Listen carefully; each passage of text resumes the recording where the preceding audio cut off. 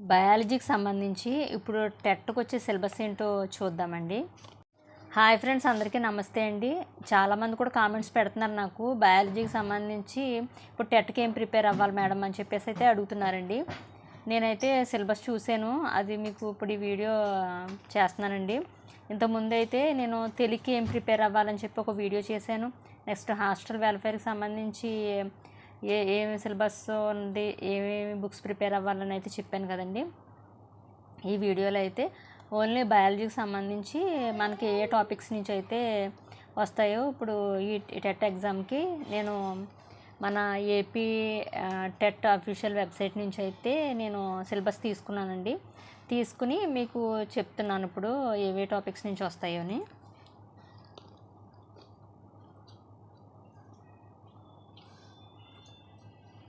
మనకు వచ్చేసి మొత్తం జీవశాస్త్రం నుంచి 20 మార్క్స్కి అయితే ఉంటుంది. ఆ విషయం అందరికీ తెలుసు కదండి. ఇందులో 16 మార్కులు వచ్చేసి కంటెంట్, 4 మార్కులు వచ్చి మెథడాలజీ నుంచి కదా. ఇప్పుడు కంటెంట్ 16 మార్కులు ఏంటో చెప్తానండి.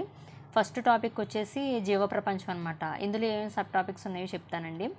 జీవ మరియు నిర్జీవ వస్తువులు, జీవుల లక్షణాలు, వివిధ రకాల ఆవాసాలు మరియు అనుసరణలు, అస్థిపంజర భాగాలు, ఎముకలు, కీళ్ళు, మృదులాస్థి, కండరాలు, జంతువులలో కదలికలు, కణం, జీవానికి ప్రాథమిక ప్రమాణం, కణాల రకాలు, కణ నిర్మాణం మరియు పనితీరు, కణ విభజన, జంతు కణజాలాలు, మొక్కల కణజాలాలు, సూక్ష్మజీవుల పరిచయం, ఉపయోగకరమైన సూక్ష్మజీవులు, హానికరమైన సూక్ష్మజీవులు, ఆహార సంరక్షణ, వ్యవసాయ పద్ధతులు, పంట దిగుబడుల మెరుగుదల, ఆహార నిల్వ, జంతువుల నుంచి ఆహారం, పశుపోషణ, పశువుల పెంపకం, కోళ్ల పెంపకం, ఆక్వాకల్చర్, తేనెటీగల పెంపకం.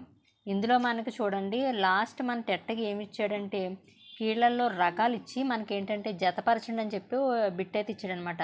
మనం ఏమనుకుంటాము, ఇంకా ఇంపార్టెంట్గా చదివైతే వెళ్ళిపోయాము, కానీ మనకేంటంటే మొత్తం మనకి కీళ్ళల్లో రకాలున్న టాపిక్ అంతా కూడా మొత్తం నాలెడ్జ్ ఉంటేనే మనం ఆ బిట్ అనేది అయితే పెట్టగలం అనమాట. ఇదివరకు 4 బిట్లు ఇచ్చేది, ఇప్పుడు ఏంటంటే 4 బిట్లో కలిపి మనకు ఒకే బిట్ కింద జతపరచడం టైపే మన టెట్లో అయితే అడగడం అయితే జరిగిందనమాట.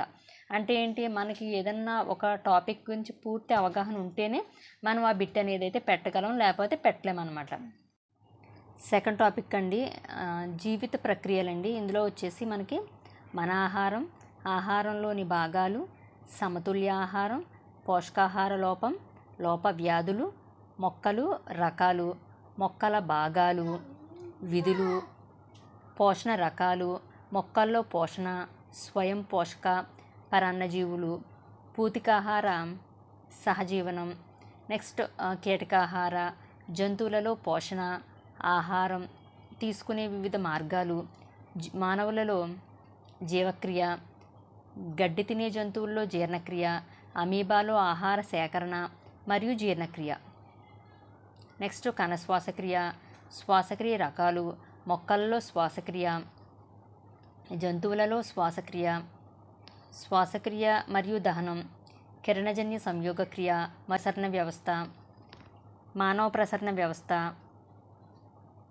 జంతువులలో రవాణా వ్యవస్థ యొక్క పరిణామం, మొక్కల్లో రవాణా, విసర్జన, మానవుల్లో విసర్జన, ఇతర జీవుల్లో విసర్జన, మొక్కల్లో పదార్థాలలో విసర్జన మరియు విడుదల, విసర్జన మరియు స్రావం, జంతువులలో సమన్వయం, నాడీ మరియు అంతఃస్రావిక వ్యవస్థ, మొక్కల్లో నియంత్రణ,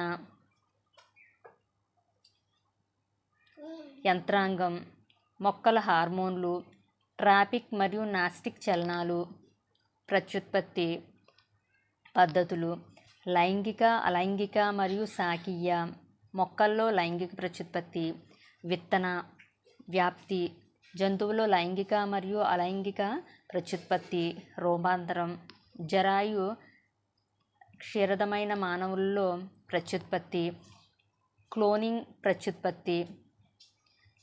నెక్స్ట్ ప్రత్యుత్పత్తి, ఆరోగ్యం, జనన నియంత్రణ పద్ధతులు, సామాజిక రుగ్మతలపై పోరాటం, కౌమార దశ మరియు యవ్వన దశ, మార్పులు, హార్మోన్ల పాత్ర, ప్రత్యుత్పత్తి దశ, వారసత్వం, వైవిధ్యాలు, వారసత్వంపై మెండల్ ప్రయోగాలు, లింగ నిర్ధారణ. ఇది వచ్చేసి రెండో టాపిక్లో ఉన్న సబ్ టాపిక్స్ అనమాట. ఇందులో మనకి వచ్చినవి ఏంటంటే మొక్కలకు సంబంధించి ఏవైతే హార్మోన్స్ ఉన్నాయో వాటి నుంచి ఏంటంటే జతపరచడం టైప్ మనల్ని అయితే అడగడం జరిగింది.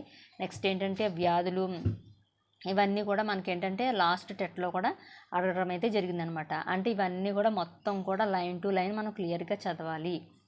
నెక్స్ట్ థర్డ్ మన పర్యావరణం అండి. ఇది వచ్చేసి మన పర్యావరణంలో వచ్చి ఆహార గొలుసు, ఆహార వల, జీవావరణ పిరమిడ్లు, శక్తి ప్రవాహం, జీవావరణ వ్యవస్థలపై మానవ కార్యకలాపాల ప్రభావాలు, నివారణ చర్యలు, సహజ వనరులు, పరిరక్షణ, జీవ వైవిధ్యం, అడవులు, వృక్షజాలం, జంతుజాలం, జీవుల మధ్య సంబంధం, అడవుల ప్రయోజనాలు, అడవి నిర్మూలన ప్రభావాలు, నెక్స్ట్ పునరటవీకరణ, అడవులు మరియు వన్యప్రాణుల పరిరక్షణ, ప్రాంతాలను రక్షించడం, అంతరించిపోతున్న మరియు స్థానిక జాతులు, వలసలు, వాయు మరియు నీటి కాలుష్యాలు మరియు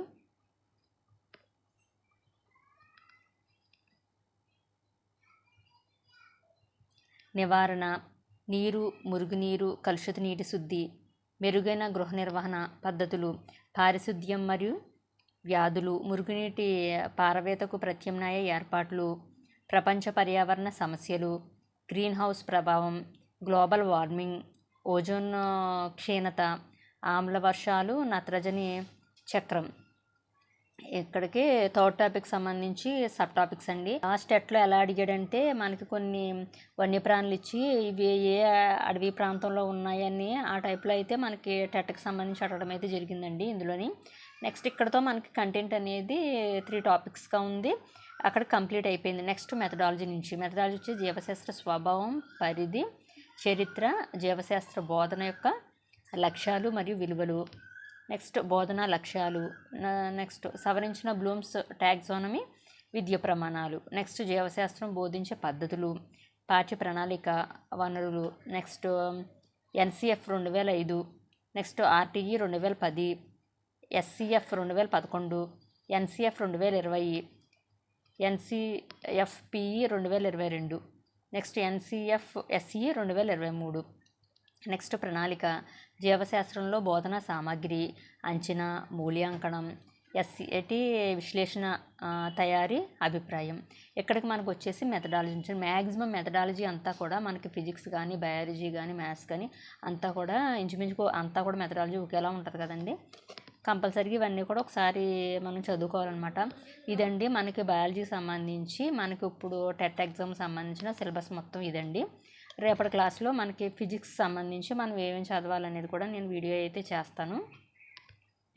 నేను ఇచ్చిన ఇన్ఫర్మేషన్ అది మీకు నచ్చినట్లయితే కనుక వీడియోకి లైక్ చేసి మన ఛానల్ ఫాలో చేయడం మర్చిపోకండి. ఇంకేమైనా డౌట్స్ ఉంటే కనుక కామెంట్ బాక్స్లో కామెంట్ చేయండి. నేను మ్యాక్సిమం ఎవరైతే డౌట్స్ ఉన్నాయో అవన్నీ కూడా నేను క్లియర్ చేస్తున్నానండి. అంటే వెంటనే అయితే రిప్లై ఇవ్వకపోవచ్చు కానీ మ్యాక్సిమం నేనైతే రిప్లై ఇస్తున్నాను. నాకేంటంటే ఇప్పుడు ఎగ్జామ్ ఉండటం వల్ల కొంచెం ఖాళీ లేదండి. సో దానివల్ల ఏంటంటే రిప్లై ఇవ్వడం కుదరట్లేదు. నేను చూసినప్పుడైతే ఖచ్చితంగా మీరు అడిగిన దానికైతే రిప్లై అయితే ఇస్తున్నాను.